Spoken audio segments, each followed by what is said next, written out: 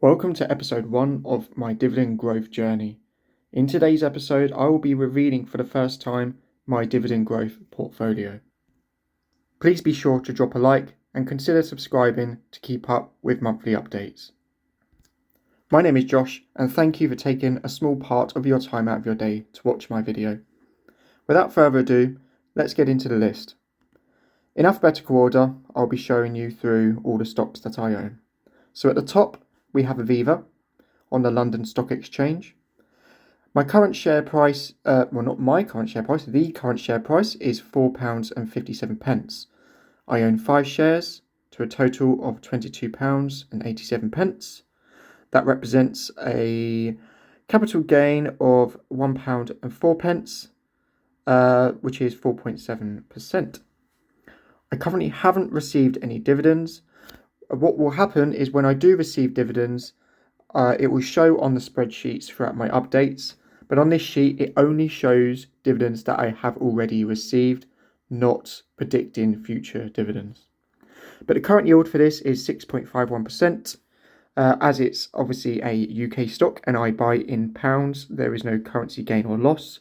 You will see further on that some do have a currency gain or loss because I buy in pounds. And if the stock is priced in a foreign currency, which in this case some will be in US dollars, then I'm obviously susceptible to currency fluctuation, which will have an impact on my overall return. So the total return is obviously £1.04 for the Aviva. And just very briefly, Aviva is an insurance and investment company in the UK. Next is Broadcom, ticker AVGO on the Nasdaq.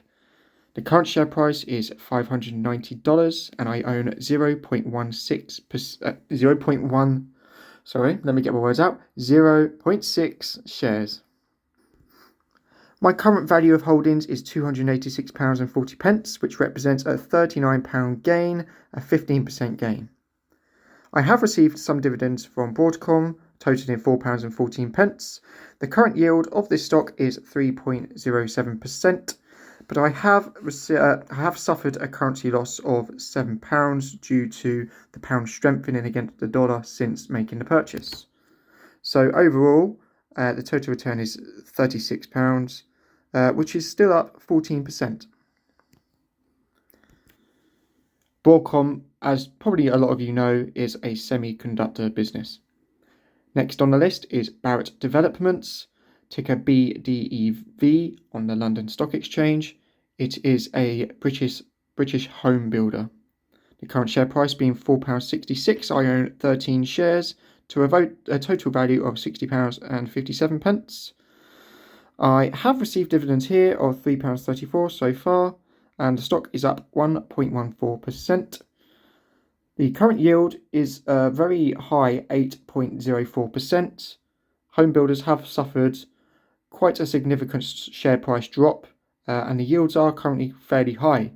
This doesn't mean that it will stay that high. Maybe the dividends will be cut, but to add diversification, I do like to have some home builders in my portfolio, which is why it's there. Next on the list is BP, a British oil and gas giant, listed on the London Stock Exchange. I own 20 shares, and the current price per share is £4.89. The capital gains currently is £16, which is a 20.65% gain. And I haven't received dividends here yet. What you'll typically find is most British companies pay dividends on a biannual basis, whereas a lot of American companies typically pay on a quarterly basis. So you do have to sometimes wait longer to receive dividends from UK businesses, and I haven't owned a stock long enough to yet receive my first dividend payment. So currently the yield is 3.97%, and a lot of energy stocks currently yield probably fairly historically low yields because the price of the shares have been very high over the last year due to the cost of energy and commodity prices. I won't be looking to add any more to that position yet. Maybe if there's a pullback in the market in the energy sector, I will probably look to pick up some more.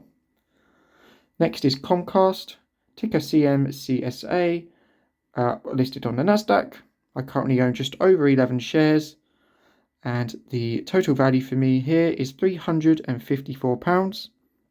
The capital gain I have got here is 2.12%, and I have received dividends of £4.41.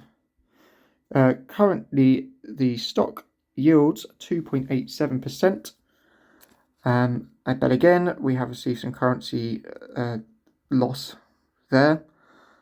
So overall, I'm up 1.08%. I'm just going to zoom in a little bit for you guys. Maybe this will make it a bit easier for you to see. Next on my list is GSK, which is a GlaxoSmithKline. It's a pharmaceutical company based in the UK. I have 10 shares.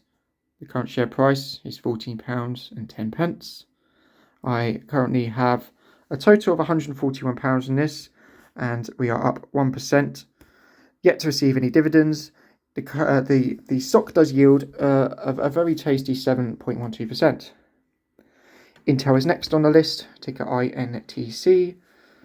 As a lot of you probably know, a US company specializing in the semiconductor and chip business, has suffered some huge losses so far. As a lot of you probably know, there's been a lot of difficulties with chip shortages, and Intel seems to be suffering the worst in the industry at the moment. The position is down 22%. I do currently own just over 9.5 shares with a total value currently at £218. So I have received some dividends at £4.19 so far. And with currency loss factored in, I'm actually down a little bit more, totaling 24.69%. Next on the list is a bank, JP Morgan Chase. I believe it's probably the biggest. I think it's the biggest bank by market cap in the US, certainly one of the. I have just over 2.5 shares to a total value of £284.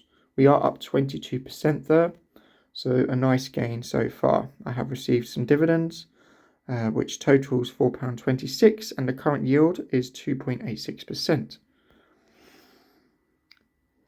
Kingfisher next.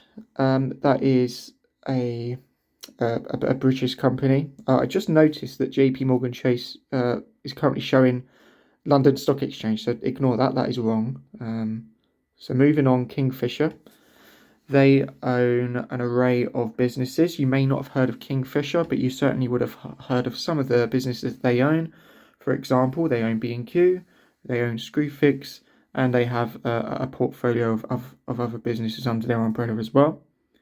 I own 85 shares. The share price is currently £2.72. That makes my total value £231. We've received dividends of £3.23, and the share price is currently up 13.2% at the moment. And currently, this company yields 4.58%. Legal & General is an investment and insurance business based in the UK. I have 40 shares of this company. £2.61 is the current price of the shares, and I have a total value of £104. The stock price for me is almost flat. I'm up 0.56%. We're yet to receive dividends, but the yield is very high at 9.20%. Next is Altria Group, a tobacco company based in the US, ticker MO. I own just over I have 10.25 shares, and the current price is $44. This is one of my largest positions, with a total value of £365.49.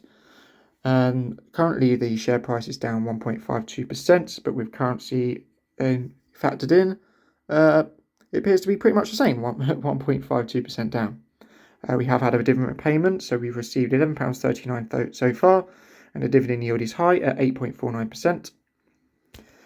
Next is Microsoft. This is my largest position. I have 2.7 shares. The current price is $248 per share, and I am up 2% on Microsoft. We've received a small amount of dividends, £1.22, and the yield is currently 1.10%. Realty Income is a REIT which is based in the US but does hold some of their portfolio outside, including the UK and in Spain. I have one share currently, and I'm up very slightly at 0.66%. I've only just recently bought these shares, so that's why there's a very small movement in the overall price that I've got. Current yield is 4.39%. Rio Tinto is listed on the London Stock Exchange and is the second largest miner in the world, and obviously has mines all over the world as well. I have 5 shares. I bought these early on in my dividend journey, and we are up almost 30% on this position, which is a gain of £72.55. It's £314 in my portfolio, and I have received some dividends here, £11.08. The yield is high, currently at 8.29%. Word of caution, stocks in the mining industry in particular are very susceptible to cyclical movements and commodity prices, so dividends can be cut and raised quite significantly depending on the market environment. So I don't expect to necessarily receive 8% all the time, but at the moment it's providing a significant amount of the income that I get from this portfolio. Next is T. Rowe Price, which is an investment manager in the US. Currently, I have 3.5 shares, and it's £330.90 in my portfolio.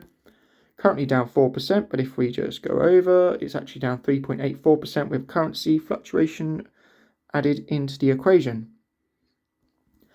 Taylor Wimpey is another UK home builder.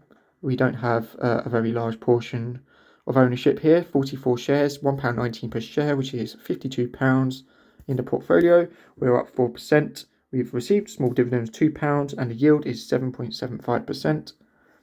Union Pacific Corp, ticker UMP, is a US-based railway network, and I have just the one share, which totals £163 in my portfolio. We're up 3%. I haven't owned this shares for very long. I think it's about a week so far. The yield is 2.58%. Visa is the next one. We own one share here. £186 total, up 10%. The yield is the lowest in the portfolio at 0.80%. Walgreens Boots is a pharmaceutical company, or healthcare company, shall I say. It's not pharmaceutical, it's a healthcare and mostly retail in the US. 10 shares that I own, £300 in total.